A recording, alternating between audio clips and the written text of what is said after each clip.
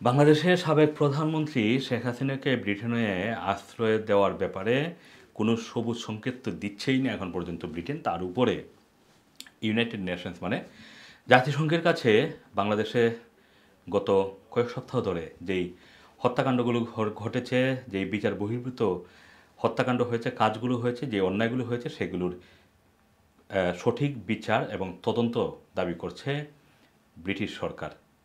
ব্রিটেনের foreign secretary David লেমে তিনি আজকে ইউএন মানে ইউনাইটেড নেশনের কাছে তিনি এই আহ্বান জানিয়েছেন। এদিকে আপনারা জানেন যে শেখ হাসিনা এখনও কিন্তু ভারতে আছেন। তিনি চেষ্টা করছিলেন ব্রিটেনে আসার জন্য, কিন্তু ব্রিটেনে অ্যাসাইলাম নেওয়ার ক্ষেত্রে যেই শর্তগুলো আছে সেই শর্তগুলো পূরণ না হওয়ায় তাকে ব্রিটেনে আসতে দেওয়া হচ্ছে না বলে আমাদের সূত্রগুলো বলছে। এর মধ্যে অন্যতম শর্ত হচ্ছে যে ব্রিটেন কোনো টেম্পোরারি অ্যাসাইলাম গ্রহণ করে না। দ্বিতীয়ত হচ্ছে ব্রিটেনে আসতে গেলে অবশ্যই আপনি সরাসরি নিজ দেশ থেকে আসতে হবে অ্যাসাইলাম নেওয়ার জন্য। তৃতীয় কোনো নিরাপদ দেশ থেকে এসে ব্রিটেনে অ্যাসাইলাম আবেদন করা যাবে না। যে কারণে শেখ হাসিনা যেহেতু প্রথমেই ভারতে গিয়েছেন এবং সেটাই তার জন্য এখন পর্যন্ত নিরাপদ দেশ হিসাবে বিবেচিত হচ্ছে, অথবা তিনি যেহেতু এটাকে নিরাপদ দেশ হিসাবে বিবেচনা করেছেন, সেক্ষেত্রে তাকে ভারতেই থাকতে হবে। ভারত থেকে এসে তিনি অ্যাসাইলাম নিতে পারবেন না, ব্রিটেনে রাজনৈতিক আশ্রয় নিতে পারবেন না।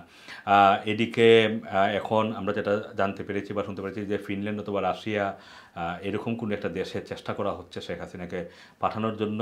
এখনও হয়তো ব্রিটেনের সাথে বিষয়টি দেন দরবার রাখছে ভারতের সরকার, এবং শেখ হাসিনা কিন্তু এখনও ভারতে আছেন। আগামী 48 ঘন্টার মধ্যে ভারত ছাড়তে পারেন বলেও ভারতীয় গণমাধ্যমগুলো দাবি করছে।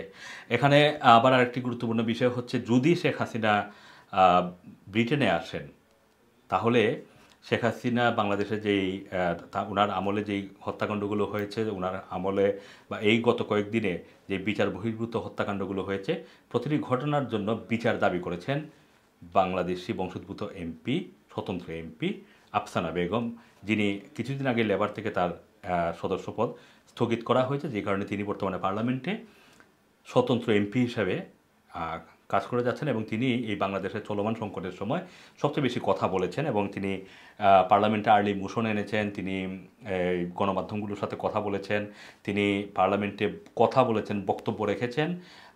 তো তাকে গতকালকে BBC4 রেডিওতে একটা ইন্টারভিউ করা হয় এবং সেখানে বাংলাদেশ পরিস্থিতি নিয়ে তিনি অনেক কথা বলেন, কিন্তু একটা পর্যায়ে তাকে প্রশ্ন করা হয় যে শেখ হাসিনা যদি ব্রিটেনে আসেন তাহলে তিনি কী করবেন, এবং তিনি বলছেন যে আন্তর্জাতিক সম্প্রদায়কে তিনি চাপ দিবেন এই ঘটনার বিচার ত্বরান্বিত করার জন্য।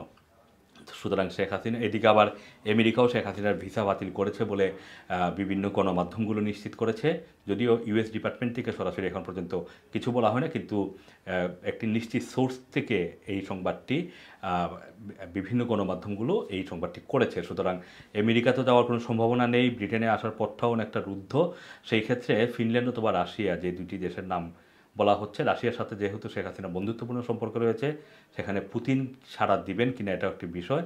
কিন্তু এখানে আরেকটা বিষয় হচ্ছে, রাশিয়ার খুব ঘনিষ্ঠ বন্ধু হচ্ছে চীন, যেই চীনের সাথে শেখ হাসিনার সম্পর্ক গত বেশ কিছুদিন ধরেই খারাপ যাচ্ছিল, এবং বাংলাদেশের চলমান সংকটের পিছনে চীনেরও কিছুটা ইনফ্লুয়েন্স এবং হাত রয়েছে বলেও অনেকে মনে করছেন। সেই ক্ষেত্রে রাশিয়া কি আসলেই শেখ হাসিনাকে নিবে কিনা, এটাও একটা বড় ধরনের প্রশ্ন। তবে ব্রিটেন বেশ কঠোর অবস্থানে রয়েছে শেখ হাসিনার ব্যাপারে, এটা নিঃসন্দেহেই বলা যায়। আসসালামু আলাইকুম, রানা টিভি, লন্ডন।